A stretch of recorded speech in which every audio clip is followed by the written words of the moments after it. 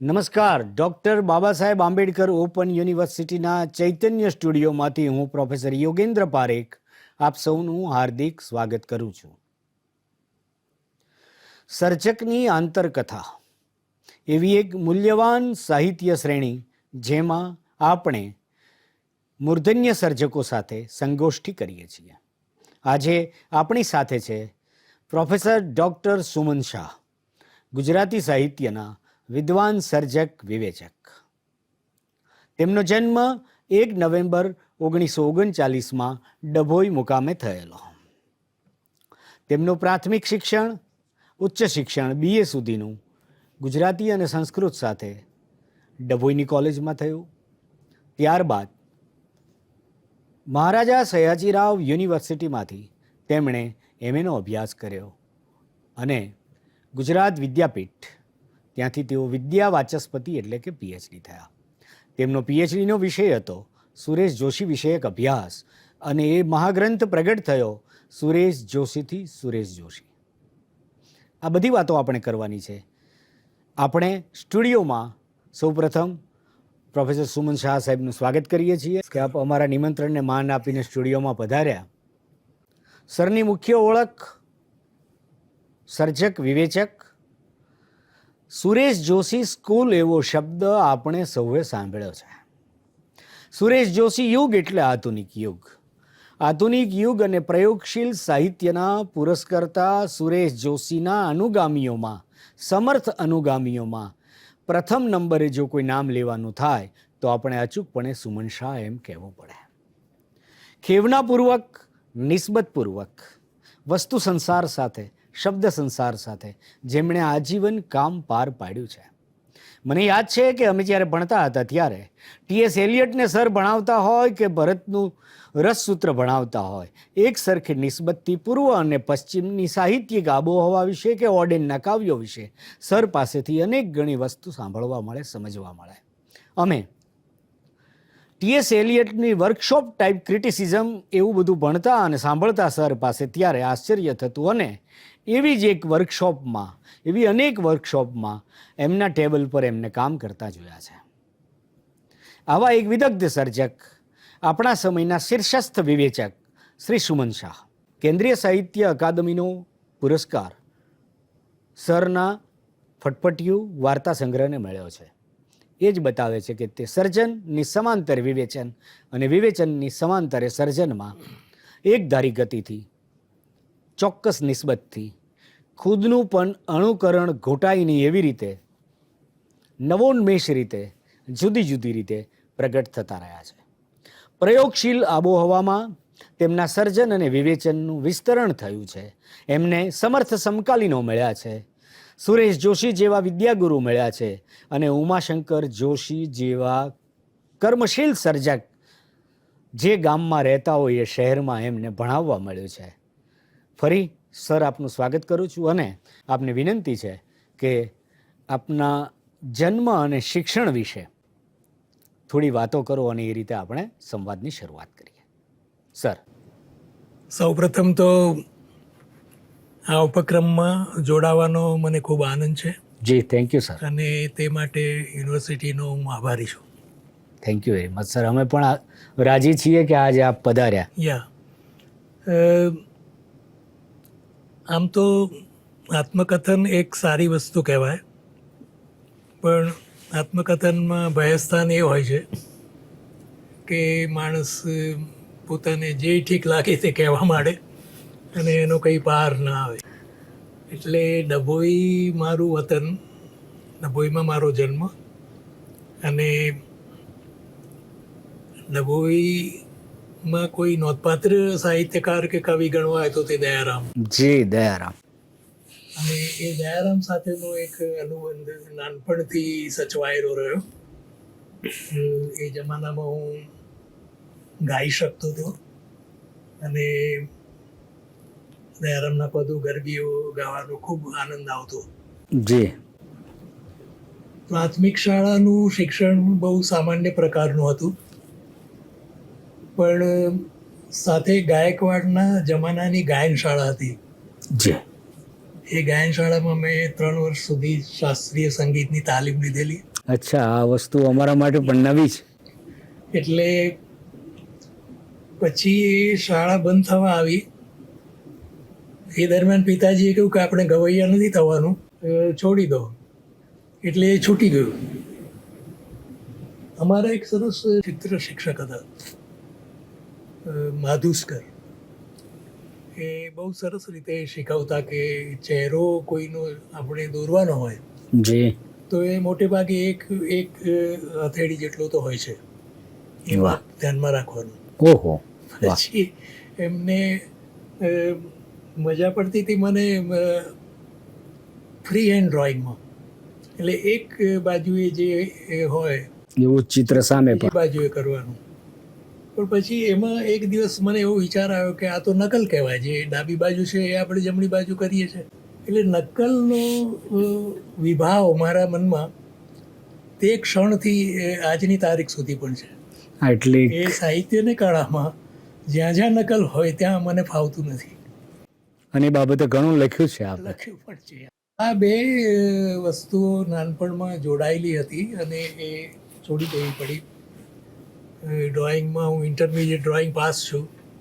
જી પણ કોઈને કોઈ રીતે મારી વાર્તાઓમાં દૃશ્યો અને દૃશ્યાવલીઓ આવે છે. જી ત્યારે મને થાય કે ચિત્રના સંસ્કાર કોઈને કોઈ રીતે કામ કરી રહ્યો છે. જી મારા ગદ્યમાં લયનો અનુભવ ઘણા વાચકોને થતો હોય છે. જી ઘણીવાર તો એ લોકો એવું કહે છે કે તમે અમારી સામે બોલતા હોય એવું લાગે છે. યસ. એટલે એ લય પણ એ લોકો પકડી શક્યા છે. અમે સાદી તંત્રી નોંધમાં પણ એ લઈ જોયો છે એમ. એના સૂચનોમાં પણ બહુ એક જુદા જ પ્રકારનું. નહીતર ઘણીવાર શું તંત્રીઓ એમ લખે કે જવાબી કવર બીડવાનું રહેશે, નહીતર જવાબ મળશે નહીં. એવી ધમકીઓ આપે નથી આપી. ના ભાઈ, એવું કરવાનું ના, જરાય નહીં. એટલે એ બે સંસ્કારો આ રીતે મારા સર્જનમાં, વાર્તા સર્જનમાં ખાસ કરીને કામ કરી રહ્યા છે. જી એનો મને આનંદ છે. મારી બા છે ને બહુ તીખા સ્વભાવની હતી જી. અને મારા પિતાજી બહુ ભલા સ્વભાવના હતા. વાહ. ભલા એટલા બધા કે રસ્તામાં કોઈ ગરીબ દેખાયો હોય તો ગજવામાંથી 10ની નોટ કાઢીને આપી દે. એમના ગજવામાં 20 જ હોય. વાહ. એટલે હું એમને કહેતો કે તમે ક્યારના આટલા બધા દાનેશ્રી થઈ ગયા, શું જરૂર છે? તો કે ના, આપણે આપીએ તો આપણને ઈશ્વર આપશે, ઓહો. એવો એમનો જવાબ હોય. હવે આ બે માતા પિતાની કેળવણી, માતા પિતાની પાસેથી જે કંઈ શીખવા મળ્યું તે પણ મારા સાહિત્ય જગતમાં કોઈને કોઈ રીતે પ્રતિબિંબિત થયું છે. જેમ કે હું વિવેચન કરું તો એમાં બાનો સ્વભાવ મને દેખાય. એવો એક તીખારો આવે એમાં, અને બીજાને પણ એ પમાય. બીજાને પમાય. અને આજકાલ એમાં બહુ મોટું પરિવર્તન આવી ગયું છે. હું એવો પ્રકોપ વ્યક્ત નથી કરી શકતો, અથવા તો વ્યક્ત કરવાની મારી રીત બદલાઈ ગઈ છે. રીત બદલાઈ છે. પણ મને એવું લાગે છે કે હવે હું પિતાના સ્વભાવ પ્રમાણે વર્તી રહ્યો છું, ભલાશથી વર્તી રહ્યો છું. આ એક સરસ આખા યા ટર્નિંગ પોઈન્ટની વાત જે છે યા. બહુ સારી રીતે માતા પિતા સાથે બિલકુલ. સાંકળીને આપે છે. યા. જી સર. એટલે અત્યારે વ્યવહારમાં પણ હું પહેલાં જેવો ગુસ્સો નથી કરી શકતો, બલકે મને મનુષ્યોની સાથે જોડાવાનો આનંદ આવે છે. ક્યાં વાત. આનંદ એવું કે ગઈકાલે મેં નોબેલ પ્રાઇઝ વિનર વિશે લેખ કર્યો, જી લાઝલો વિશે. હા, હમણાં જે જાહેર થયું. હા. અને 2 દિવસથી મને મારા વોચમેને પોતાનું કાવ્ય મોકલેલું, મારા વોચમેને, શબરીના. અચ્છા, અહીંયા સબરી ટાવરના. વાહ. એને કોઈએ કહ્યું હશે કે સાહેબ તો આમ છે ને તેમ છે વગેરે, તો એને મોકલેલું. પછી એને મને ફોન કર્યા અને કાલે પણ ફોન કર્યો. મેં એવું હજુ મેં જોયું નથી ભાઈ. પછી મેં સાંજે જોયું અચ્છા, બહુ અચ્છા. અને મેં એને લખ્યું કે તારી આ પંક્તિઓ સારી છે, આ બરાબર છે, આમાં લય છે, સારું છે વગેરે. ક્યાં વાત. તો મને ગઈકાલે રાત્રે એવો વિચાર આવ્યો કે 2 અંતિમો પર મેં મારી જાતને જોડી કહેવાય. હા, એક નોબેલ પ્રાઇઝ વિનરની સાથે અને એક એટલે વખત એ તો એક શિખર કહેવાય. શિખર, અને yes. બીજી બાજુથી એક સામાન્ય અમારો વોચમેન. તો આ રીતે જોડી શક્યા. મારું જે બચપન છે એમાં મને રમવાનું તો બહુ ગમતું નહોતું, પણ સતોડિયું જેને કહેવાય તે રમવાની મને મજા આવતી હતી. આમ મારીને પેલી 7 જે ટીબરીઓ હોય તે તોડવાની ને એવી રીતે એ જમાનાની એ રમત જમાનાની રમતો હતી. ક્રિકેટ રમવાની એટલે બોલ બેટ જેને કહેવાય એ રમવાની ના હતી ઘેરેથી, પણ ધીરે ધીરે રમતમાંથી ધ્યાન છૂટી ગયું. જી. અને મોટી ઉંમરે રમતમાં મને 2 વસ્તુ ગમે. એક તો ટેબલ ટેનિસ ગમે, એ હું ઘણા વખત સુધી રમ્યો છું, અને બીજી વસ્તુ મને ચેસ ગમે છે. યસ. એટલે આજે પણ કોઈ પાર્ટનર મળે તો હું ચેસ રમું એની સાથે. મારા પૌત્રોની સાથે રમું તો હારવાની તૈયારી સાથે જ રમું છું. અચ્છા. અને મારી પૌત્રી છે એ પણ મને હરાવી શકે છે અને મને મજા આવે છે. ક્યાં વાત. તો રમતોનું આવું રહ્યું અને કંઈ એમાં આગળ વધી શકાયું નહીં. બન્યું એવું કે બીએમાં બીએ થતાં પહેલાં તો હું કોમર્સમાં ગયો વડોદરામાં, ઓકે. કે ચાર્ટર્ડ એકાઉન્ટન્ટ થવું છે આપણે. જી. ચાર્ટર્ડ એકાઉન્ટન્ટ થઈએ તો પૈસાદાર થવાય ને બધી આર્થિક જે સંકળામણ છે તેનો નાશ થાય, એવું બધું. 2 વર્ષ નપાસ થયો એમાં, ઓહ. અને ડભોઈમાં પછી આર્ટ્સ કોલેજ ખુલી ત્યારે હું ડભોઈ પાછો ફર્યો વડોદરાથી. ઓકે. અને એના પહેલાં સત્રમાં આખી કોલેજમાં હું સૌ પ્રથમ આવ્યો. વાહ. તે દિવસથી મારી દિશા બદલાઈ ગઈ, અને મેં જોયું કે મારો જે રસનો વિષય છે તે સાહિત્ય છે. એનું એક અનુસંધાન પિતાજી સાથે. જી. હા. પિતાજી અમારી જ્ઞાતિના સંમેલનો માટે ગરબા લખતા, પ્રાર્થનાઓ ખાસ તો લખતા. જી. અમારું બાલાજી ભગવાનનું મંદિર હતું, ત્યાં એક અનિરુદ્ધ કરીને સ્વામી આવેલા, તો અનિરુદ્ધાચાર્ય એમ કરીને એમને એક સરસ પદ લખેલું ને બહુ સરસ રીતે ગવાતું હતું. એથી વધારે મને કંઈ એમનું સ્મરણ નથી, પણ દયારામ માટે એમને એકવાર એમ કહ્યું કે રસ ઝરતી લેખીની એની હળવી. વાહ. રસ ઝરતી લેખીની એની હળવી, એનું નામ અમર દયારામ કવિ. ક્યાં વાત. આ આપના પિતાશ્રી. પિતાશ્રી. ક્યાં વાત. એમાં ઝરતી મને ગમતું નથી, પણ ઓહો. ભલે પિતાજીનું હોવાથી અને દયારામનું હોવાથી હું એને હંમેશા યાદ રાખું છું. અને તો એ મને યાદ આવ્યું કે મારો રસનો વિષય તો સાહિત્ય જ હોઈ શકે. જી. મારા દાદા મોટા કૃષ્ણ ભક્ત હતા, ભજનીક હતા. મળસ્કે ઉઠીને અગાશીમાં કૃષ્ણના ભજનો ગાય.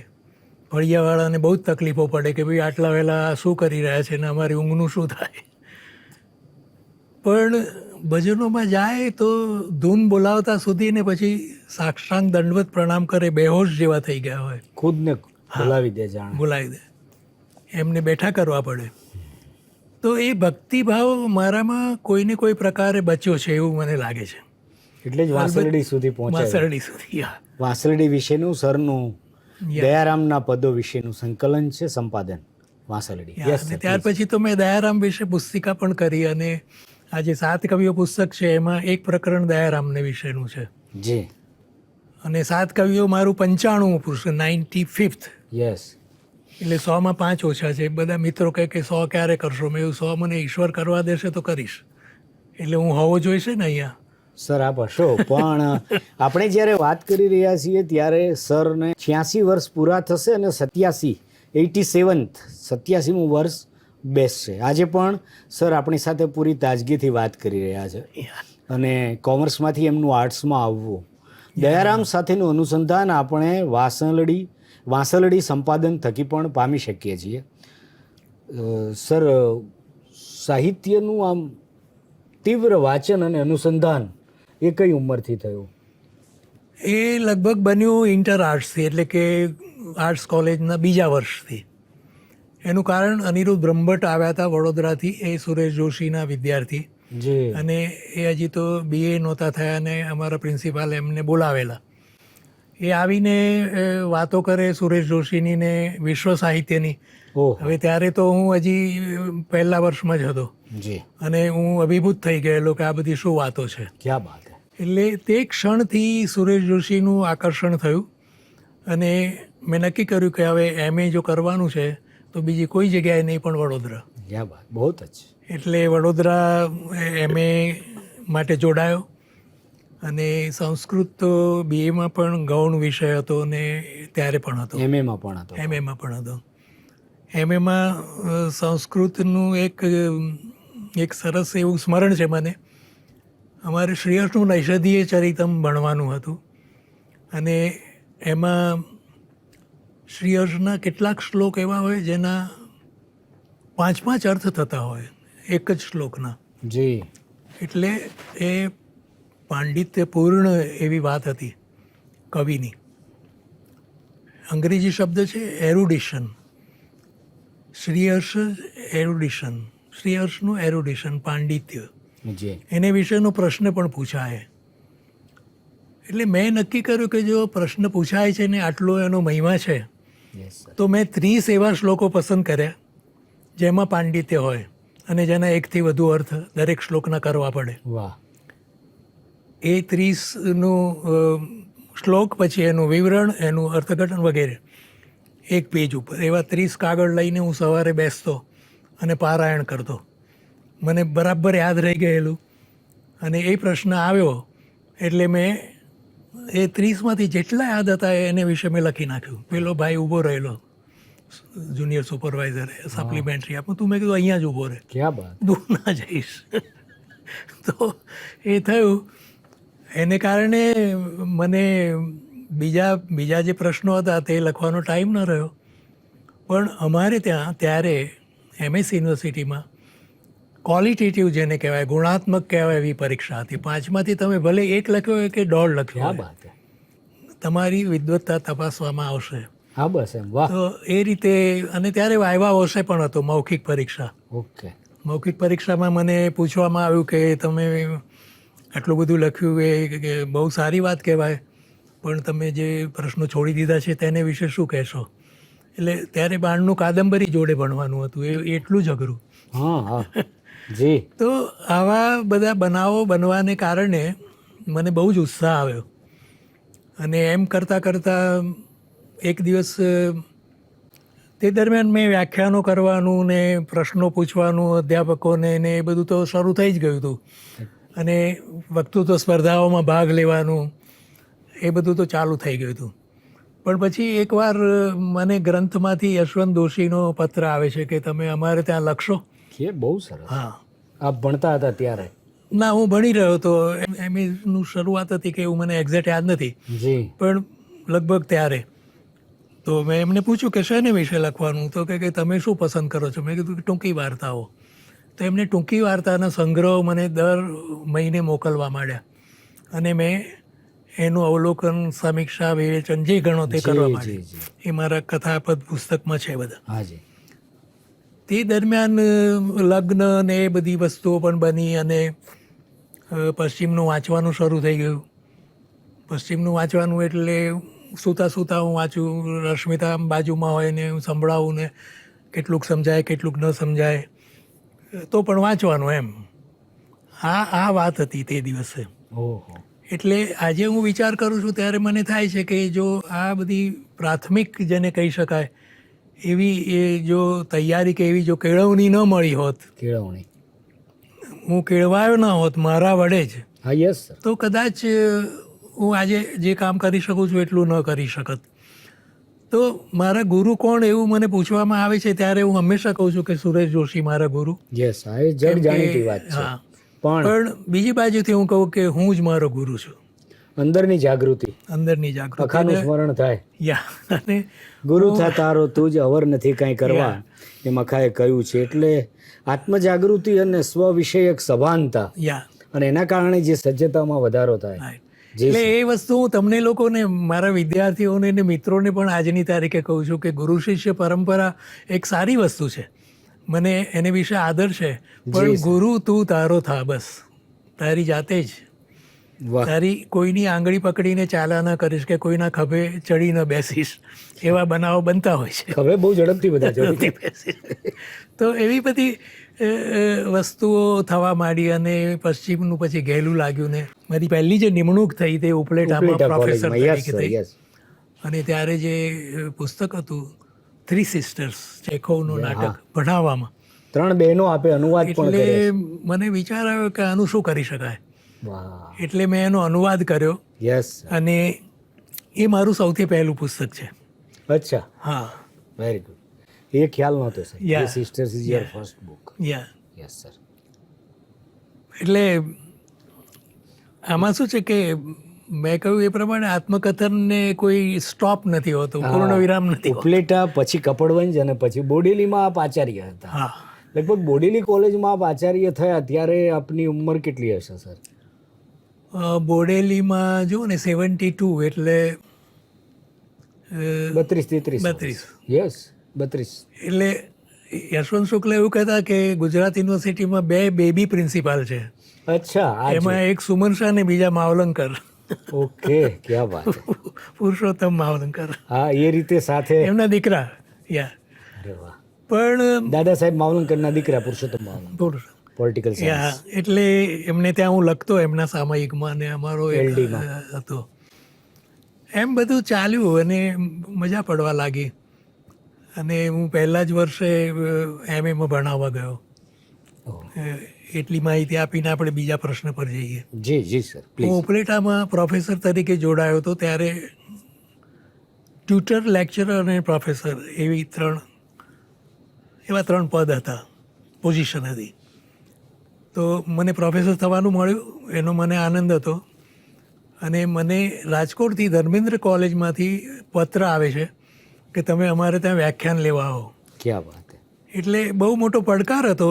એમએમાં તો હું હજી માર્ચમાં વિદ્યાર્થી હતો અને જૂન જુલાઈમાં હું એમએમાં ભણાવવા કેવી રીતે જઈ શકું. એટલે મેં એમને લખ્યું કે આપની કશીક ભૂલ થતી નથી ને? તો ઉપેન્દ્ર પંડ્યા હતા. હા, તો કે ના, એવું કશું નથી, મને તમારી બધી ખબર છે, તમે આવો છો. બહોત અચ્છી. એટલે અદ્ભુત અનુભવો છે. એ પણ બહુ મોટો પડકાર. ને ત્યારથી એક બીજું પરિબળ દાખલ થયું કે કસોટી, કે કોઈ પણ અઘરી વસ્તુને અથવા તો કોઈ પણ નવા ઓડિયન્સને આપણે સંબોધી શકવા જોઈએ. એટલે ધર્મેન્દ્ર કોલેજમાં તો મારી ઉંમરનું કોઈ મને દેખાય નહીં, બધા માતા પિતા જેવા. ઓહ. અને મને એવું કહેવામાં આવેલું કે આ બાજુથી કંઈ બકરાને એવું બધું દાખલ કરે છે, આ લોકોને તોફાન પણ કરતા હોય છે. પણ પહેલાં જ પીરિયડથી બધા આમ ઠીક પ્રભાવિત થયા અને પછી એ લાંબો સમય ચાલ્યું. આ બધા પરિબળોથી એક જે ટ્રેક નક્કી થયો સાહિત્યની દુનિયામાં આગળ વધવાનો, કે સાહિત્યના પથ ઉપર ચાલવાનો, વિકસવાનો. વાતો સર ઘણી છે. યા મારે કયો પ્રશ્ન પૂછવો એની મૂંઝવણ થાય છે. Right. કાલે મને એક મિત્ર એવું કહ્યું કે સર પાસેથી સુરેશ જોશીની વાતો ખૂબ કઢાવજો. આપની વાતો તો હું ક્યારે કઢાવીશ. આ બધી જે આંતરકથાની શ્રેણી છે આપની પાસે, Right. અને એ જ અનુભવની શ્રેણી છે. હા 1977માં સર બોડેલી પછી ગુજરાત યુનિવર્સિટી ભાષા ભવનમાં જોડાઈ છે.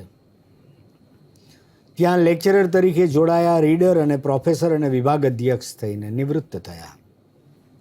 એ સમય દરમિયાન અમારે પણ સર પાસે જે ભણવાનું થયું એ વર્ષોમાં, ભાષા ભવનના ઉત્તમ કહી શકાય એવા વર્ષોમાં, એક જ ભવનમાં ભોળાભાઈ પટેલ, રઘુવીર ચૌધરી, તપસ્વી નાંદી, પ્રાકૃતના વિદ્વાન RM શાહ, ચીનુ મોદી, કુમારપાળ દેસાઈ, સતીશ વ્યાસ આદિ અનેક દિગ્ગજો, અને એમાં સુમન શાહ વિભાગ અધ્યક્ષ હોવું, અને પ્રવૃત્તિથી ધમધમતું ભાષા ભવન. માત્ર એ અનુભવોની વાતો કરીએ તો પણ ઘણી બધી થાય. ત્યાં આદિલ મંસૂરીને અમે માણ્યા, ત્યાં અમે શોભિત દેસાઈને પણ સાંભળ્યા, અનેકવિધ સર્જકો, વિવેચકો, ઉષ્ણસને સરે બોલાવેલા. પણ મેં કહ્યું એમ કેટલી વાતો. અને ભાષા ભવનથી નિવૃત્ત થયા પછી પણ સરને UGC દ્વારા 2002માં એમેરિટ્સ પ્રોફેસર તરીકે, પછી ઉત્તર અમેરિકાની યેલ યુનિવર્સિટીમાં અને યુનિવર્સિટી ઓફ પેન્સિલ્વેનિયામાં રાઇટર ઇન રેસિડેન્સ તરીકે નિયુક્તિ મળે છે. આજે પણ અનેકવિધ કામોની વચ્ચે તેમની વિદ્યાકીય સક્રિયતાના કેટલા પ્રમાણ આપણને સોશિયલ મીડિયામાં પણ મળે કે એઆઈ વિશે સૌથી પહેલાં ગુજરાતીમાં વાત કરી હોય તો ડૉક્ટર સુમન શાહે, એવું જ ડેરિડા વિશે વાત કરી હોય તો પ્રોફેસર સુમન શાહે. એવી ઘણી બધી વાતો, ઘણા અનુભવો અમારી સાથે છે. પણ આ બધી વાતોની સમાંતરપણે આપણે એક સિરીઝમાં આખી વાત કરીએ તો સર, વિશ્વ માનવમાં જે આપને સંપાદનનું કાર્ય કરવાનું મળ્યું, ખાસ કરીને વિવેચન વિભાગમાં, એની થોડીક વાત કરશો પ્લીઝ. એટલે ભોગીભાઈ ગાંધી ચલાવતા હતા અને એમને ત્યાં દર બુધવારે કે ગુરુવારે નાની મંડળી મળતી હતી અને એમાં સુરેશ જોશી આવે, પ્રબોધ ચોકસી આવ્યા હોય અને વડોદરાના બધા મોટા મસ્તક અને સરસ સાહિત્યની વાતો થાય. ત્યારે અમે લોકો તો સ્ટુડન્ટ, અને એ વખતે હા, એટલે ત્યારે એવું થતું હતું કે આ બધું શું છે, રિલકેની વાત સુરેશભાઈ કરતા હોય, પછી સમજાય ન સમજાય એવું બધું ચાલે. પણ એનો જે જાદુ હતો તે આપણા ઉપર અસર કરતો હતો. સાહિત્યની આપણે ગમે તેટલી મોટી વાતો કરીએ, પણ હું એક શબ્દ હંમેશા વાપરું છું, જાદુ. એના ચાલુ અર્થમાં નહીં, યસ, પણ ચમત્કૃતિ તમારામાં, ચિત્તમાં અને આખા અંતરાત્મામાં અને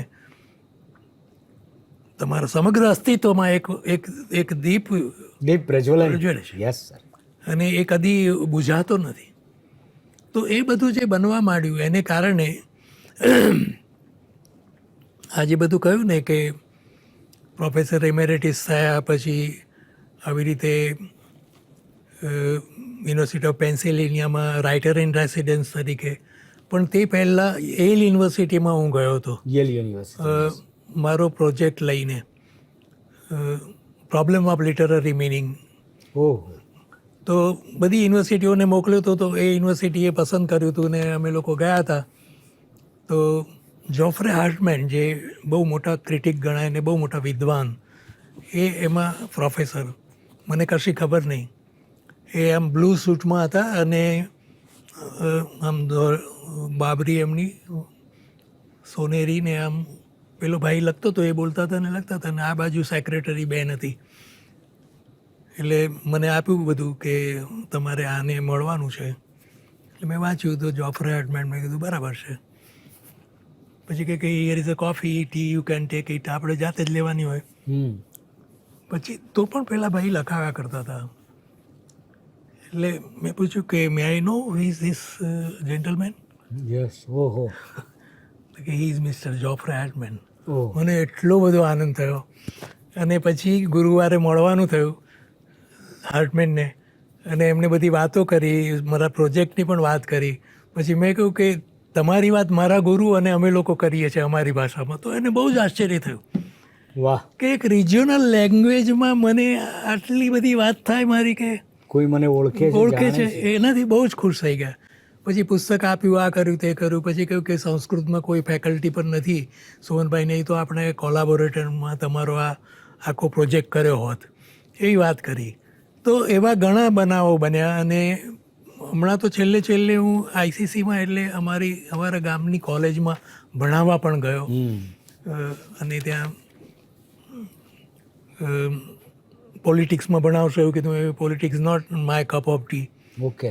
એટલે કે તો શું, મેં કહ્યું કે હું કોઈ પણ આધ્યાત્મિક વસ્તુ ભણાવી શકું, કે મનુષ્યને વ્યથા બહુ હોય છે, મિઝરી જે ગણો તે દુઃખ, અને એને માટેની જે પરસ્યુટ છે, એને માટેની એની યાત્રા છે, એને વિશે હું કંઈક વાત કરીશ. તો એટલે એ વાતો કરી. અને ત્યાં જુદી રીતે ભણાવવાનું, ત્યાં આવી રીતે તમે બોલી જાઓ ને એવું બધું ન ચાલે, તમારે એમને સમરી આપવી પડે, લેસન આપવું પડે, વગેરે વગેરે બધું. ઓકે. એટલે આવા બધા અનુભવો પણ થયા છે મને. સર્જનમાં સર, આપણે સર્જનથી વાતની શરૂઆત કરી. હા, પેલો પ્રશ્ન હતો કે વિવેચન વિભાગમાં, વિવેચન વિભાગના સંપાદક. હા, એટલે સંપાદક થવાનું મને ભોગીભાઈએ જ કહ્યું કે તમને શું ફાવશે, સુમનતાને શું ફાવશે? એટલે મેં કહ્યું કે કરીશું. એટલે મેં કંઈક 1.5 વર્ષ કર્યું હતું. અને એનાથી મને તંત્રી પદે શું કરી શકાય તેની તાલીમ મળી. અને પછી શબ્દ સૃષ્ટિ આવી. એ પછી શબ્દ સૃષ્ટિ, ત્યાર પછી ખેવના, અને ત્યાર પછી નાના મોટા જે કંઈ બીજા બધા થયા તે. તો તંત્રી કાર્યની શરૂઆત પણ આ રીતે થયેલી છે, પ્રારંભથી જ. હા. સાહિત્યના અધ્યયન અને અધ્યાપનમાં એક નિસ્બત અમે એ જોઈ છે કે વિદ્યાર્થીઓ પ્રશ્નો કરે અને પાઠ્યપુસ્તક ખરીદે અને વાંચે.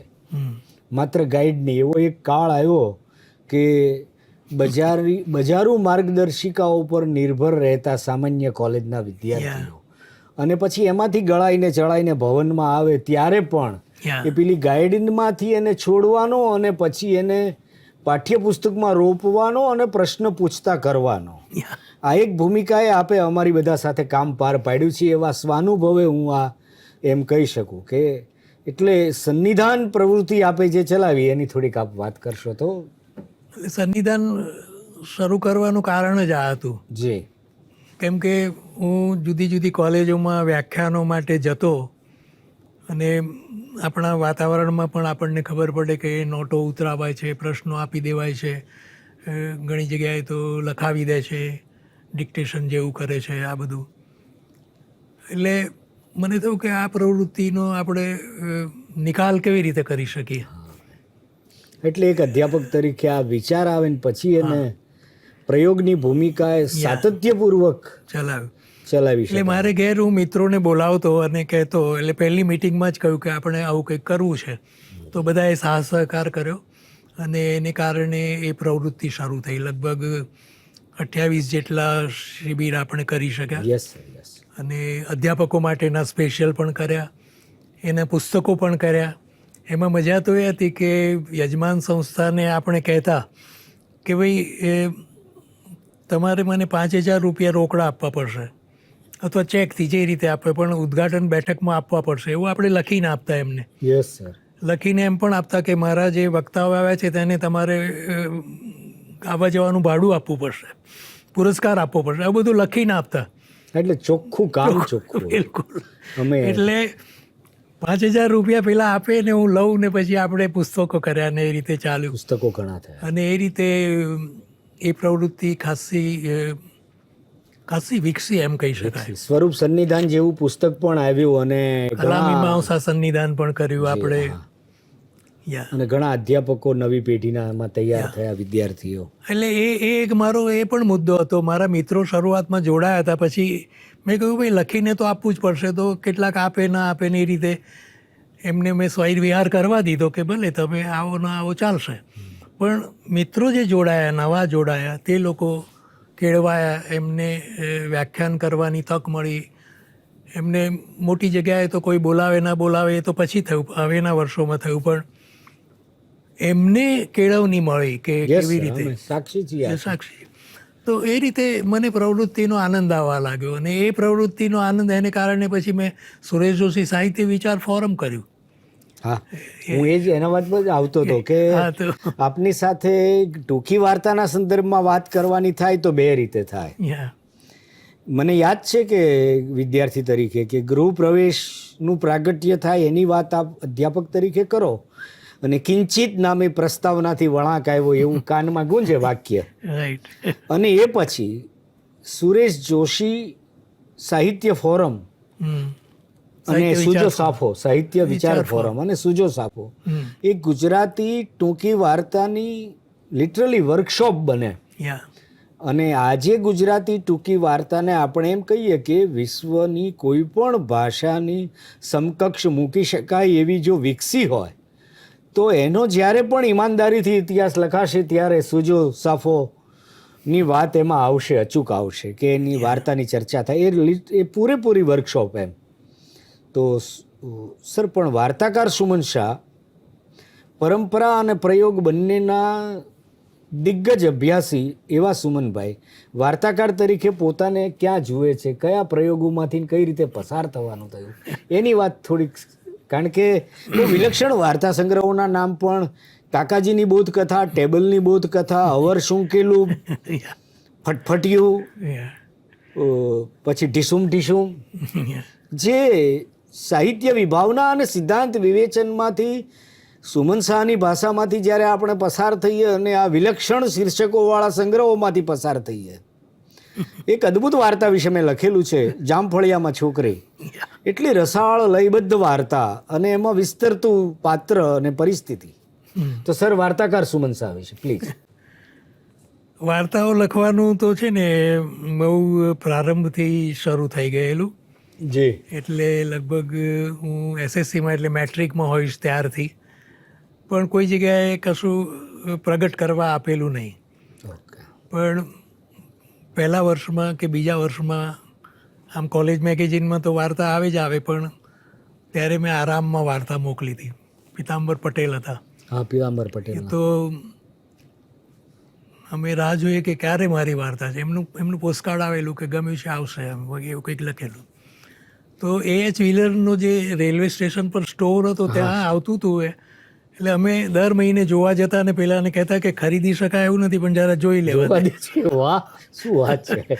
એ રીતે બહુ મજા આવી જ્યારે છપાઈને આવ્યું ત્યારે. પછી યુવકમાં વાર્તાઓ આપી હતી. રાધેશ્યામ શર્મા. રાધેશ્યામ શર્મા તો એમાં વાર્તાકાર હતા, પણ હતા પ્રબોધ સંભળી, ભૂલી ગયો નામ. મને એ ચલાવતા હતા. ના, પ્રબોધ નહીં, પણ મળ્યા ના નહીં, અત્યારે જ નહીં યાદ આવે, વર્ષો થઈ ગયા. નથી આવતું સર, પ્લીઝ. અમદાવાદમાં જ હતું એ. જી. તો એ ચાલ્યું બધું, અને મને પછી થયું કે આધુનિકતાનો તે જમાનો હતો. પ્રયોગશીલ વાર્તાઓ, પ્રયોગશીલ કાવ્યો બધું લખાતું હતું, અને વ્યાખ્યાનો પણ આધુનિકતાને વિષયને કરતા હતા. આધુનિક સંવેદનની વાત કરતા હતા, અસ્તિત્વની વાત કરતા હતા. અને આ બધું કોઈને કોઈ કારણે મારા પોતાના જીવનમાં પણ હતું. સફળતાઓ, નિષ્ફળતાઓ વગેરે વગેરે બધું, જેનો કોઈ પાર ના આવે. તો એ કોઈ રીતે મારા સંવેદન તંત્રનો તાર મળતો હતો એની સાથે. લોકોને એવું લાગે કે આધુનિકતાનો જમાનો છે, એની સાથે જોડાઈ ગયા. એ એક અર્ધ સત્ય છે, એની ના નથી પાડતો હું. પણ અંદરનું સત્ય આ છે કે અંદરનું સત્ય. તો વાતાવરણ આવું હતું ને, એટલે વાર્તાઓ એવી લખવા માંડી. સમજાય ન સમજાય, જે થવું હોય તે થાય. પહેલાં વાર્તા સંગ્રહનું શીર્ષક જ આવું રાખ્યું, અવર શૃંખેલું. એટલે શું? એ પ્રશ્ન તો હવે વાર્તા જો માણસે વાંચી હોય તો એને ખબર પડે કે અવર શૃંખેલું નામનું શહેર છે. એ વાર્તાથી એ પસાર થયો હોય તો ખબર પડે. અને મને પણ ખબર પડે કે આ માણસ વાર્તામાંથી પસાર થયો છે. વાહ, એ શહેરમાંથી પસાર થયો. યા તો અને પછી ટેબલની બોધકથાને વગેરે કરવાની પ્રવૃત્તિ કરી. તો એ આધુનિક સંવેદના કામ કરતી હતી, અને પ્રયોગશીલતાનો જમાનો હતો, અને ભાષા સાથે કામ કરવું. એ સંગ્રહમાં જે ભાષા છે સર્જનાત્મક, જે ગદ્ય છે, એને જો જોવામાં આવે તો તમને જરૂર દેખાશે કે મારી સર્જકતા, ખાસ કરીને કથા સાહિત્ય વિશેની સર્જકતાનો માર્ગ શું છે, એનું સ્વરૂપ શું છે, એનું ફંક્શન શું છે. વાર્તાઓ થઈ કે નહીં એ જવા દો. બીજો સંગ્રહ કર્યો ત્યારે મને થયું કે આવી વાર્તાઓ તો હવે મને નથી જ લખવી. એટલે મને થયું કે ભાઈ દાંપત્ય જીવન, એમ કોઈ ક્ષણે એવું થઈ ગયું કે જયંતી અને હંસા બે પતિ પત્ની છે. યા તો એ 9 કે 10 વાર્તાઓ છે, એમાં આ બંને જણ કેરેક્ટર છે, અને જુદી જુદી રીતે દાંપત્ય જીવનની અને ખાસ તો પ્રેમની જ વાત ચાલે છે. પ્રેમ મારા કોઈ પણ વાર્તા સંગ્રહમાં કે કોઈ પણ વાર્તા કૃતિનો વિષય છે. પણ પ્રેમ એટલે પ્રેમલા પ્રેમલીની વાતો નહીં. પ્રેમ મારે મને એક બહુ મોટી શક્યતા છે. જીવાતું ભૂત તત્વ છે. ના, શક્યતા એ રીતે છે કે તમે કોઈ પણ વ્યક્તિને પ્રેમ કરી શકો છો. અદ્ભુત વાત છે. એમાં તમારે પૈસો ખર્ચવો પડતો નથી, શક્તિ ખર્ચવી પડતી નથી. એ બહુ માનવીય વસ્તુ છે. અદ્ભુત શક્યતા. પણ બીજી બાજુથી પ્રેમ અશક્ય પણ એટલું જ છે. બીજી જ ક્ષણે એ તૂટી પણ જશે. તો આ જે એનું સ્વરૂપ છે, એની સાથે અને મનુષ્યના અસ્તિત્વ સાથે જોડાયેલી વાતો, અને ખાસ તો કથા નહીં ભૂલવાની. આ બધું ખરું છે, આ બધું તો ફિલસૂફી છે. તો એ રીતે મારું કથા વિશ્વ બનવા માંડ્યું, અને પછી આ બધા સંગ્રહો આવ્યા.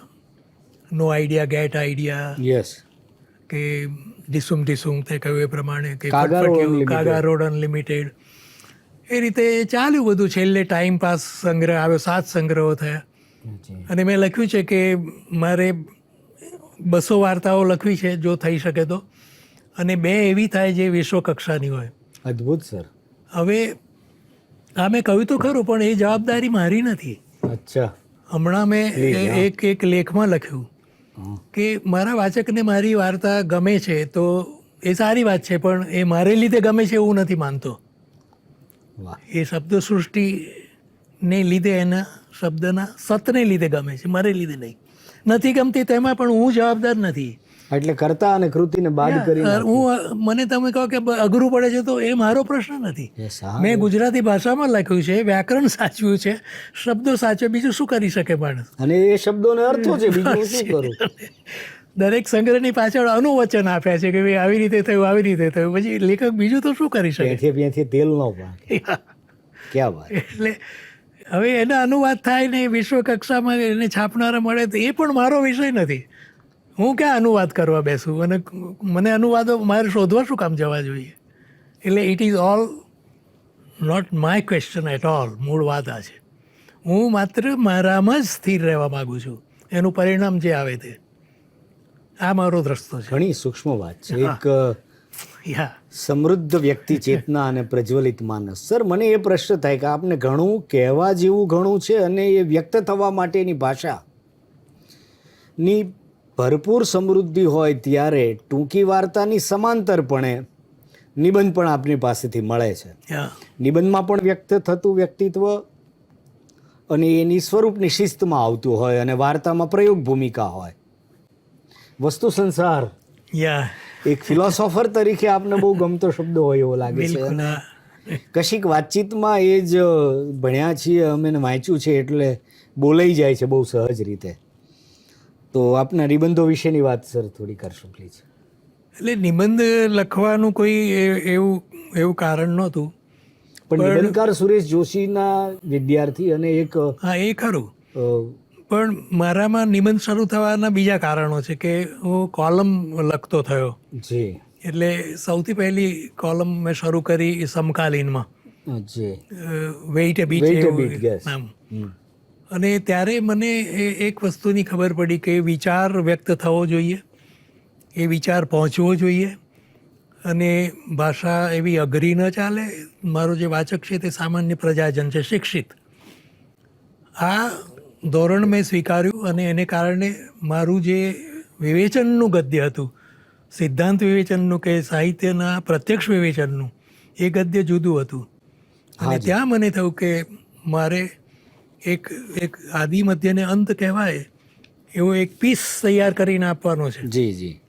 અને એ રીતે મને ટ્રેનિંગ મળી, મારી પોતાની રીતે જ મને જાણવા મળ્યું, શીખવા મળ્યું કે આ નિબંધ સ્વરૂપ છે અને એને મારે વિકસાવવું જોઈએ.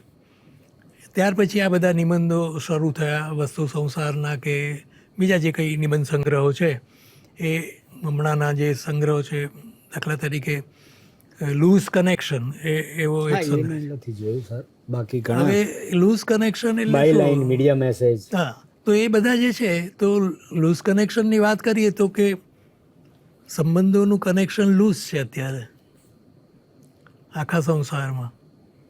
બે મિત્રો વચ્ચેની મૈત્રીનું જે સૂત્ર છે તે લૂઝ છે, પતિ પત્ની વચ્ચેનું લૂઝ છે, પ્રેમિકા પ્રેમી વચ્ચેનું લૂઝ છે. આખા સંસારમાં જો મોટી ક્રાઇસિસ હોય તો એ છે કે કનેક્શન્સ આર લૂઝ.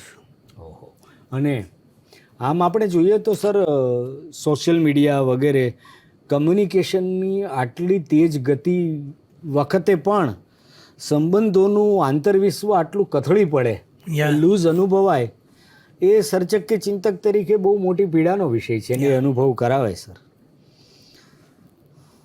એટલે એ બધા નિબંધો લખવાનો મને આનંદ આવ્યો. કોરોના કાળે પણ લખ્યા, પણ બધામાં સાહિત્ય તો છે જ. બધામાં સાહિત્ય. મેં નિબંધને ખાતર નથી લખ્યો કે મારે નિબંધકાર થવું છે એ માટે નહીં. સાહિત્યમાં આધુનિકતા પુસ્તક છે આપણું, એમાં નૂતન માનવ ચિંતન એક અદ્ભુત પ્રકરણ છે. એટલે એમ નિબંધોમાં પણ એવું માનવીય સાહિત્ય ધોરણોથી પમાય છે. રાઈટ. એ આપણે જોઈ શકીએ છીએ. સર, ચંદ્રકાંત બક્ષીથી ફેરો, આ પણ વળી એક વિલક્ષણ શીર્ષક છે કે જેમ ઉમાશંકર જોશીએ બારી બહાર કાવ્ય સંગ્રહની પ્રસ્તાવના બાંધી અને એનું આંખના કાનની કવિતા કહ્યું, એમ ચંદ્રકાંત બક્ષી વિશે ઘટનાનો બેતાજ બાદશાહ સુમનભાઈએ શું કહ્યું અને એ જગત જાણીતું થયું. તો ચંદ્રકાંત બક્ષીથી ફેરો સુધી આપનું પ્રત્યક્ષ વિવેચનનું નમૂનેદાર કે આજે પણ અમારા જેવાએ કશું કૃતિલક્ષી વિવેચન કરવું હોય તો અમારા માટે એક માપદંડ જેવું છે. કથા સિદ્ધાંત, સંરચના વિશે, ફિનોમિનોલોજી વિશે, રાઈટ.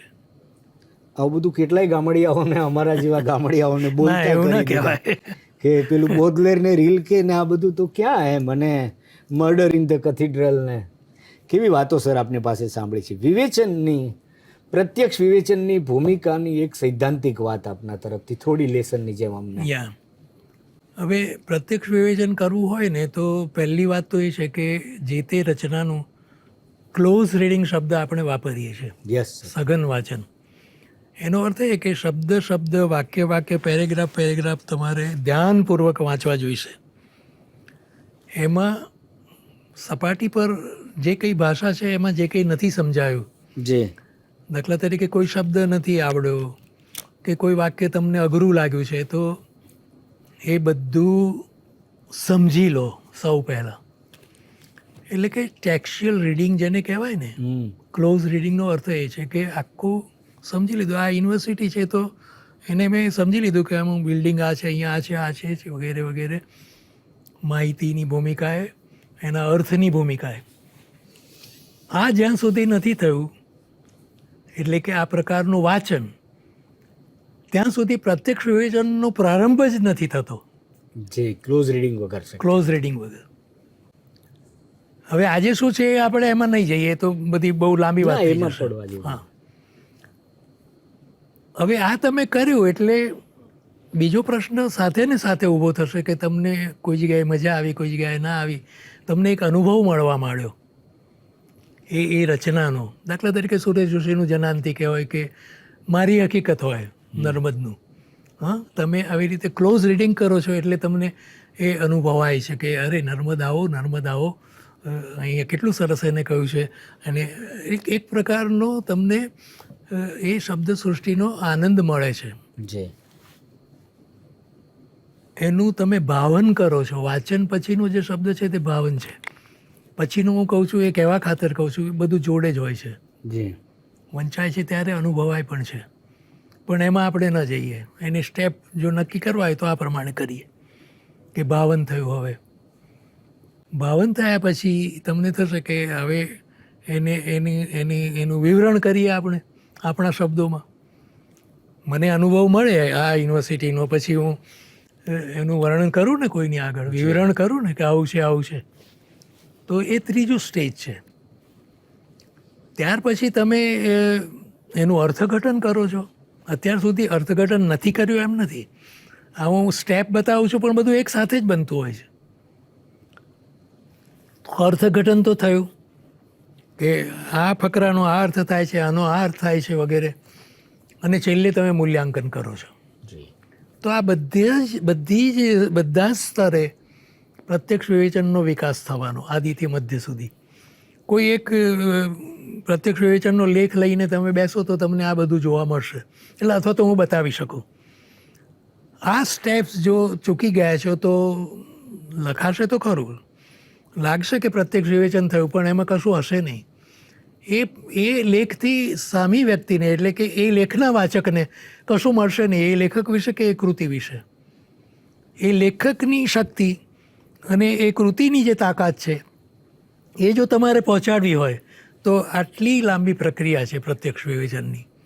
એટલે મારા મોટાભાગના પ્રત્યક્ષ વિવેચનના લગભગ 8 થી 10 જેટલા પુસ્તકો છે. જી સર. તો એ બધામાં મેં આ પ્રકારે મારી જાતને કેળવી છે, અથવા તો અત્યારે હું જોઈ શકું છું કે હું આ પ્રમાણે ચાલ્યો હતો.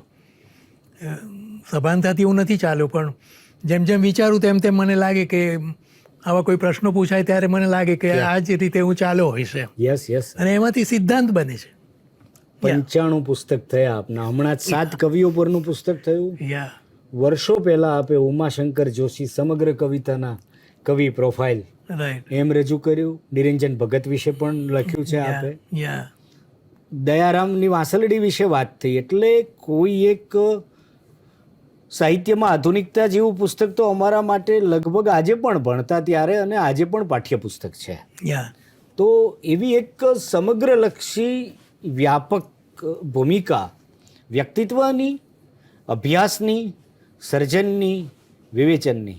સર, કવિતા આપે નથી લખી, એની કંઈક વાત કરો. મારે કવિતા નથી લખવી એવું પણ તમે સરસ રીતે કહો છો, પણ એક પંક્તિ કંઈક જાણીતી બની છે અને ક્યારેક જીપીએસસીમાં પૂછાયું છે કે આ કોણે લખ્યું છે. કઈ પંક્તિ છે? હસી શકે તો. ના, એ મારી નથી, એ સુરેશભાઈની છે. સુરેશભાઈની છે. અચ્છા સર. હવે મને એક કુતૂહલ છે, આપણે સુરેશભાઈને યાદ કર્યા એટલે આમ બે વ્યક્તિને પરમ અર્થમાં આપની સાથે યાદ કરવા જોઈએ. એમાં પ્રથમ રશ્મિતાબેન અને બીજા સુરેશ જોશી, અથવા પહેલા સુરેશ જોશી અને પછી રશ્મિતાબેન. મદિર વગેરે તો આખો વસ્તુ સંસાર છે જ. Yes sir. પણ સુરેશ જોશીનું દર્શન પહેલી વખત ક્યારે થયું અને છેલ્લી વખત ક્યારે? થોડી ભાવાત્મક વાત છે પણ એ જાણવામાં રસ છે. એટલે મેં કહ્યું એ પ્રમાણે BA MA કરવા માટે વડોદરામાં હું જોડાયો. જી. એટલે મુખ્ય કારણ તો સુરેશ જોશી. વાહ. અને બીજા શિક્ષકો પણ, બીજા અધ્યાપકો પણ હતા. સુરેશભાઈની ભણાવવાની રીત મને બહુ જ ગમી ગયેલી.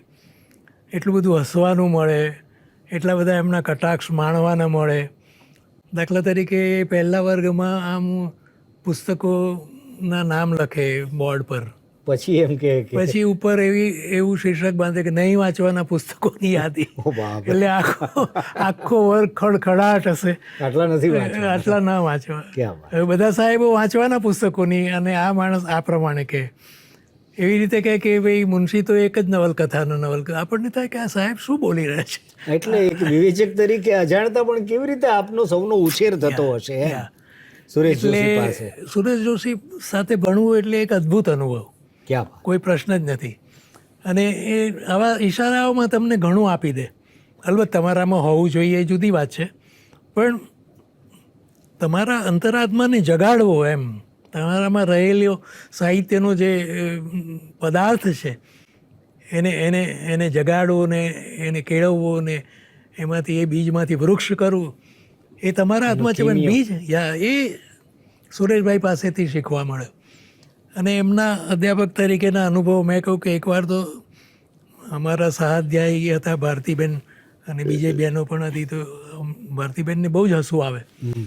તો એકવાર અમે 2 જણ બહાર નીકળી ગયેલા. સુરેશભાઈ એવું કે 10 ને 20ની બસ આજે સમયસર આવી છે, એટલે કોઈ બેન દાખલ થયા હોય ને એના પર આવો કટાક્ષ.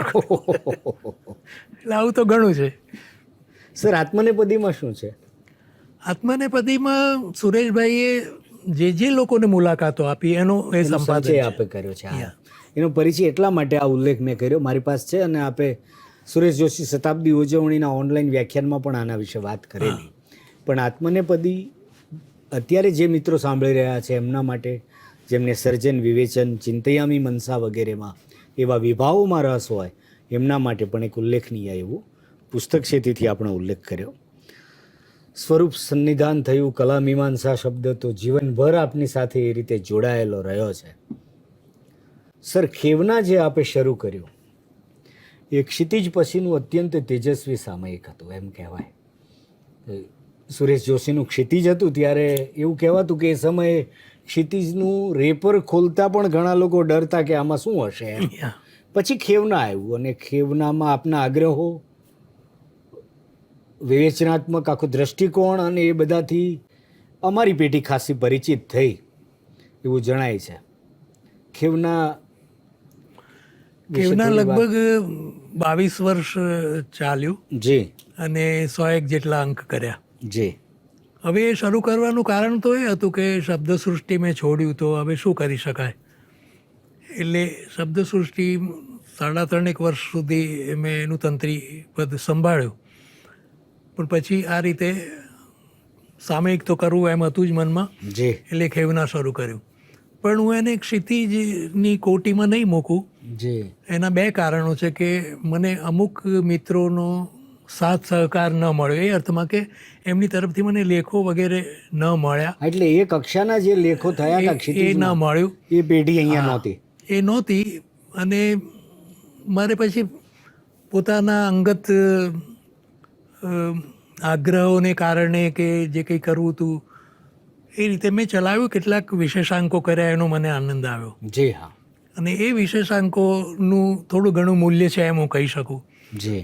બાકી એ પ્રવૃત્તિ બંધ કરવાનું આમે કોઈ કારણ નહોતું, પણ દેશ વિદેશની મારી અવર જવર વધી ગયેલી, ધ્યાન નહોતું રાખી શકાતું, એટલે પછી બંધ કર્યું. માત્ર નામને ખાતર અથવા તો એક પ્રકારની આપણને મજા પડી ગઈ છે માટે કર્યા કરવું એવું નથી માનતો કોઈ પણ સામયિક માટે. એને આત્મરતિથી તમે પોષ્યા કરો એ સારી વસ્તુ નથી. રશ્મિતાબેન પણ આપની સાહિત્યિક પ્રવૃત્તિઓમાં ખૂબ સહકારપૂર્વક, અને રશ્મિતા સુમન વાર્તા વર્તુળ એની એકાદ મિનિટ વાત. રશ્મિતાનો ઉલ્લેખ કર્યો તો કહું કે મારું કોઈ પણ લખાણ સૌ પહેલાં મેં એને સંભળાવ્યું છે. ઓહો, ક્યાં વાત હે. મારા રૂમમાં લખાઈ જાય, મને કમ્પ્લીટ થયેલું લાગે એટલે અમે ટી ટેબલ પર બેસતા. એને એવું કહ્યું કે તારું જે રસોઈનું કામ પતાવી દે પછી આપણે અહીંયા બેસીએ. હવે તે જમાનામાં તો મને સરખું ન લાગ્યું તો હું ડૂચો વાળીને નીચે ફેંકી દેતો કાગળ. તો એ બધા કાગળના ડૂચા પેલી છોકરીને કહીને એ પહેલાં લેવડાવી લે કે પહેલાં કચરો સાફ કરીએ પછી સાંભળીએ તમને. પછી પેલી કામવાળી લઈ લે, એ બેસે ને હું એને સંભળાવું, પછી એ બધું સાંભળી લે, પછી કે એ નાનું સરખું જ કે આ એક અઘરો શબ્દ મને લાગે છે, એ બદલવો પડશે તમારે. ને એ સાચું હોય ઘણીવાર. એવી રીતે એની સાથેનો જે અનુબંધ છે તે આ પ્રકારનો છે કે મારું પહેલું લખાણ, પહેલી વાર્તા કંઈ પણ માત્ર સાંભળનાર જો કોઈ હોય, શ્રોતા જો કોઈ હોય તો એ. અને જે કંઈ મેં વાંચ્યું તે અમે લોકોએ સૂતા સૂતા વાંચેલું છે. હું વાંચતો હોઉં ને એ સાંભળતી હોય ને પછી ઊંઘ આવી ગઈ તો ઊંઘી ગયા હોય, લાઈક દેટ. અદ્ભુત. સર્જન વિવેચનમાં એ સદાય આખી પ્રવૃત્તિઓમાં એક પોષક. મારી કોઈ પણ સભામાં એ સાથે હોય જ એટલે બધા અત્યારે યાદ કરે છે તે જ કારણે કરે છે. ગુજરાતી કવિતા, ગુજરાતી વાર્તા, બધા વિશે. હા, કવિતા મેં કેમ ન લખી એ મારે કહેવાનું હતું. જી. તો મેં શરૂઆતમાં પ્રયોગ કરેલા એવા તોટક છંદમાં ને એવી રીતે પ્રાર્થનાઓ પણ લખેલી ને બધું કરેલું, અછાંદસ પણ કેટલાક કરેલા, રેડિયો પર વાંચેલા પણ ખરા. ઓકે. પણ પછી મને એક દિવસ એવું થયું કે આ જે કવિતા નામની વસ્તુ છે ને એ બહુ જ કોમળ વસ્તુ છે, અને આમ લજામણું જાણે સ્વરૂપ હોય ને એવું લાગ્યા કરે મને, ને કે આ એકદમ સ્ત્રીઓ કરી શકે એવી પ્રવૃત્તિ છે એવું મને લાગ્યું. ઓહો. મેં હમણાં આજે પણ એ અભિપ્રાય છે. આજે પણ એ અભિપ્રાય છે. મેં એક લેખમાં લખ્યું પણ છે, એ લેખ આવશે. મેં એમાં ચોખ્ખા શબ્દો કે આ સ્ત્રીની પ્રવૃત્તિ છે, મારે ના જોઈએ.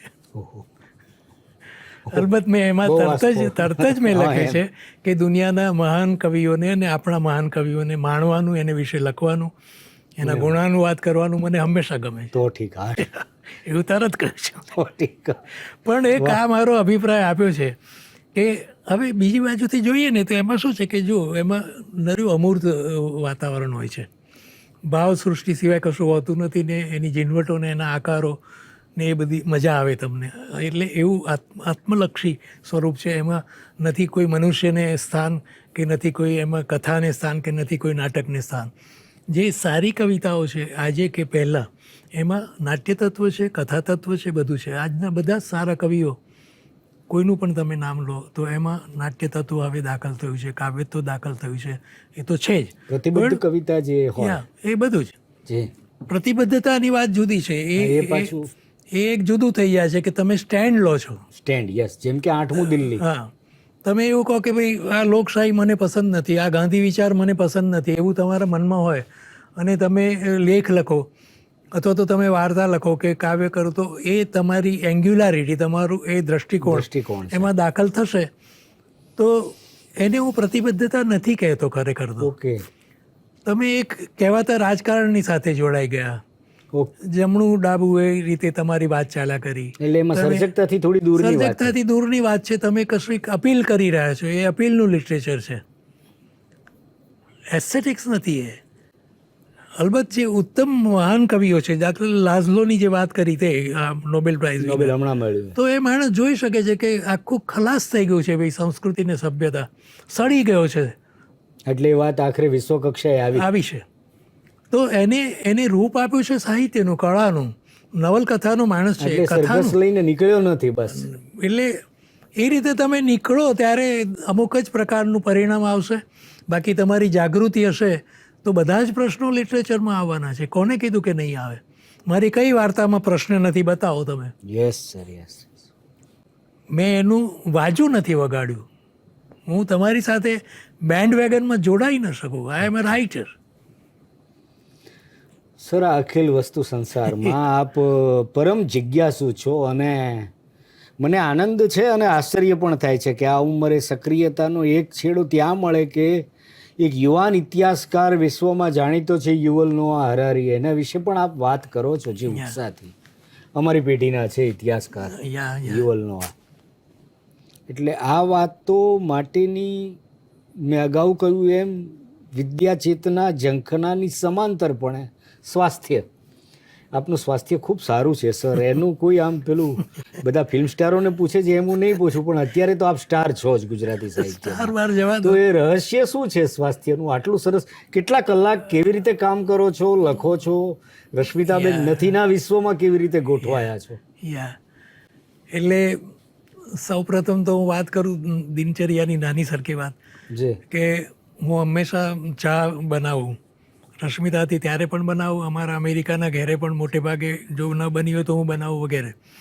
મને સૌ પહેલાં ચા જોઈએ ને હવે તો મોટો મગ ભરીને જોઈએ, અને એની જોડે બ્રેડ કે કંઈક નાનું કચવાણું એવું.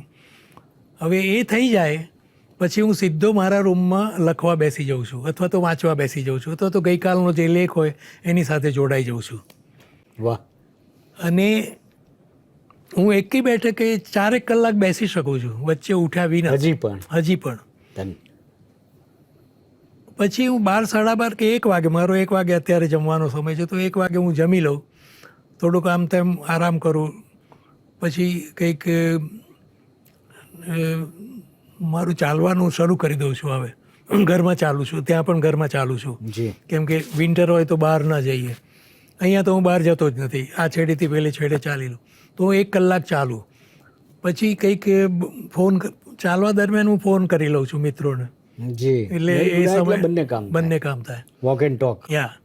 પછી થોડોક આરામ કંઈક આ તે, અને હું યોગ શરૂ કરી દઉં સાંજે. યોગાસન.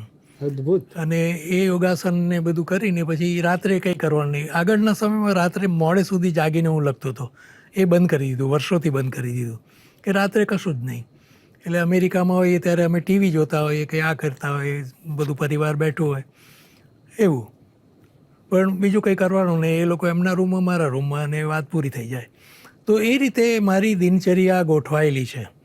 એટલે મારા સ્વાસ્થ્યનું જે રહસ્ય છે ત્યાં છે. મોટે ભાગે હું બહારનું કશું જ ખાતો નથી, અને કેટલાય વખતથી મને ડાયાબિટીસ હોવાને કારણે હું ગળ્યું જ ખાતો નથી, તીખું નથી ખાતો, અને સાદું સીધું ખાવાનું હોય છે, મસાલા ઓછા હોય છે. આ બધાને કારણે કદાચ તબિયત સારી છે. મને પિતાજી તરફથી વારસામાં મળ્યો છે ડાયાબિટીસ, એટલે ડાયાબિટીસ 2 કહેવાય છે, જે વારસામાં મળ્યો હોય તે. તો એ બધું છે, પણ મારો ઉત્સાહ એ કામ કરી રહ્યો છે. મને સવાર પડે ને થાય એટલે હવે તો મને સવારે હું ધ્યાન પણ કરી લઉં છું. પ્રાર્થના કર્યા પછી હું ધ્યાન ધરી લઉં છું, 5, 7, 10 મિનિટ જેટલું થાય એટલું. ત્યાર પછી મને મારા આખા દિવસનું ટાઈમ ટેબલ દેખાય છે. અચ્છા. કે આટલા વાગે જવાનું છે, આટલા વાગે આ છે, ત્યાર પછી હું આને આ કોને ક્યારે શું કહીશ, કેવી વાત કરીશ, બધું જ મારા મગજમાં સ્પષ્ટ થઈ જાય છે. પણ બીજાઓને સ્પષ્ટ નથી હોતું, એટલે અથડામણ તો થાય, કારણ કે લોકો પંક્ચ્યુઅલ નથી હોતા. એટલે એની પણ મેં ગણતરી કરી લીધી હોય છે કે આવું પણ થશે. ક્યાં વ્યવધાન દેટ વે તમારો રસ્તો તમે જ કોરો છો, તમારો રસ્તો તમે જ બનાવો છો, અને એ રીતે તમે આરામથી આગળ ને આગળ વધી શકો છો. એટલે આ બધા રહસ્યો, એને હું રહસ્યો પણ નથી કહેતો, બહુ સાદી સીધી વાતો છે ખરેખર જોવા જઈએ. સર, અત્યારે આપણે બેઠા છીએ ઓપન યુનિવર્સિટી છે. યુવલ નોઆ હરારી તો એવું પણ કહ્યું છે કે 2045 સુધીમાં જમીન પરની બધી શાળાઓ અદૃશ્ય થઈ જશે. ઓનલાઈન એજ્યુકેશનનો જમાનો છે, અમે ડિસ્ટન્સ એજ્યુકેશન સાથે જોડાયેલા છીએ. ડિસ્ટન્સ એજ્યુકેશન કોરોના વખતે બધાએ જુદી રીતે એનો અનુભવ કર્યો છે. આપે વર્ચ્યુઅલ ઘણા બધા વ્યાખ્યાનોનું આયોજન કરીને લગભગ એક સંસ્થા કરી શકે એટલું મોટું કામ કહીએ તો સુરેશ જોશી શતાબ્દી આપે ઉજવી છે. અમેરિકા બેઠા ઓનલાઈન અમને બધાને સાંકળી લીધેલા. આજે આપને ડિસ્ટન્સ એજ્યુકેશનનું ભવિષ્ય શું લાગે છે?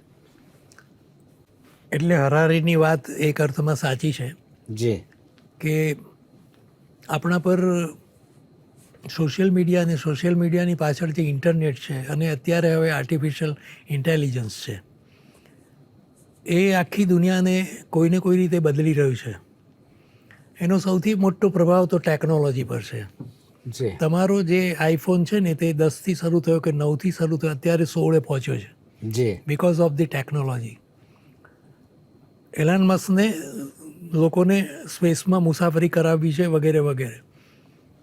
આ બધાની પાછળ આર્ટિફિશિયલ ઇન્ટેલિજન્સ કામ કરે છે. પણ આર્ટિફિશિયલ ઇન્ટેલિજન્સની વાતમાં જે ભય છે તે બહુ સારામાં સારી રીતે હરારીએ બતાવ્યો અને એ વિચારણીય મુદ્દો છે એનો. જે કેમ કે આજે કોઈ પણ શાસક એવું ઈચ્છે કે આ રાષ્ટ્રનો નાશ કરો છો. અત્યારે દુનિયા યુદ્ધગ્રસ્ત છે મારી દૃષ્ટિએ. યુદ્ધગ્રસ્ત દુનિયા છે. 19થી 20 જેટલા દેશોમાં નાની મોટી લડાઈઓ, સંઘર્ષ ચાલી રહ્યા છે. જી. 2 મોટા યુદ્ધ તો જાણીતા છે.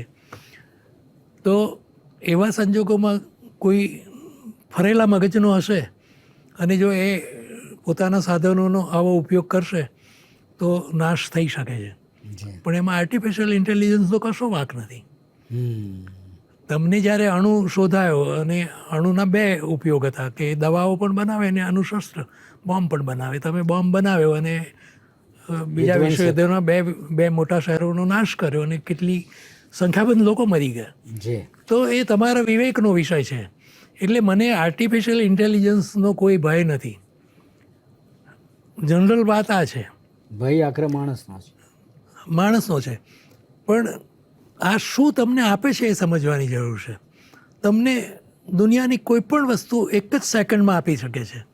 કોઈ પણ માહિતી મારા વિશે તું પૂછીશ તો તને આમ ઢગલાબંધ ફટ આપી દેશે. જે અલબત્ત ડેટાબેઝ પર આધાર છે, એને જે મળ્યું છે એમાંથી જ આપશે. યસ યસ પણ આટલી સ્પીડથી, આટલી ઝડપથી અને આટલી તટસ્થતાથી, તટસ્થતાનો અર્થ મારે મને બહુ મોટો છે. મારો વિદ્વાન મારે વિશે જો કહેવાનું હશે ને તો પોતાના અગ્રહો, અભિગ્રહો, પૂર્વગ્રહોથી કહેવાનું છે. એને કોઈ નાત જાતનો ભેદ નથી, નાના મોટાનો ભેદ નથી, પોતે વધારે જાણે છે એવો કોઈ અહંકાર નથી, હું ઓછું જાણું છું એવી એને લઘુતા નથી. એટલે આટલું બધું ઓબ્જેક્ટિવ, શુદ્ધ અર્થમાં વસ્તુલક્ષી સાધન શું હોઈ શકે? વાહ. આપણી આ વાત છે તે અત્યારે આપણે રેકોર્ડ કરી છે, પણ એટલે એ ધારો કે લખાણ છે તારી પાસે અત્યારે મારે વિશેનું કે મારું પોતાનું લખાણ છે, તું એને કહે કે મને અંગ્રેજી કરી આપ, એ એ એ એટલું લખે કે વેઇટ અ મિનિટ એવું લખે છે. હા, અને આપી દે છે. અને મિનિટ તો હજી પૂરી સેક લખે છે, વેઇટ પણ yes yes yes just a sec એમ તો સેકન્ડમાં આપી દે છે.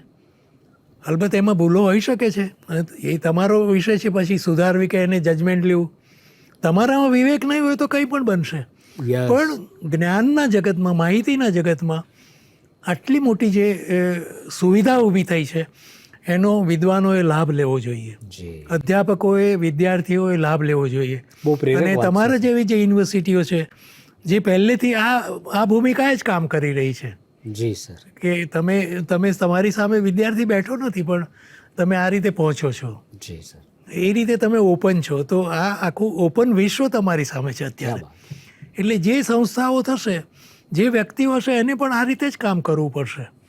હવે પુસ્તકો જો ડિજિટાઇઝ થવા માંડ્યા, જી 1000 પુસ્તકો કોઈ છાપવાનું નથી તમારે કે 500, એ બધો જમાનો ગયો. ડિમાન્ડ પ્રમાણે છાપીશું. Yes, on demand. હા, અને એ ડિજિટલ છે તો એ રીતે પ્રકાશનો પર, પુસ્તકો પર, અભ્યાસક્રમ પર પણ એની અસરો થવા માંડી છે. Yes sir. હા, છેલ્લો એક સવાલ યા. મારે થોડા ગમતા વિષયનો છે, એટલે સ્પર્શતા વિષયનો ગમતા કરતા. ગાંધીજીની અવસાન થયું ત્યારે આપ 8-9 વર્ષના હશો. એ દિવસનું ખાસ કોઈ સ્મરણ છે? યા ગાંધીજીનું અવસાન થયું ને તે દિવસે શુક્રવાર હતો કદાચ, જી મને યાદ નથી.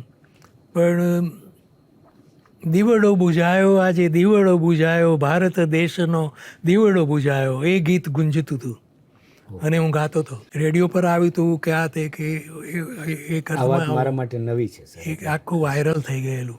ગાંધીજીને મેં જોયા નથી પણ મેં વાંચ્યા અને આત્મકથા તો બહુ જ રસનો વિષય મારો.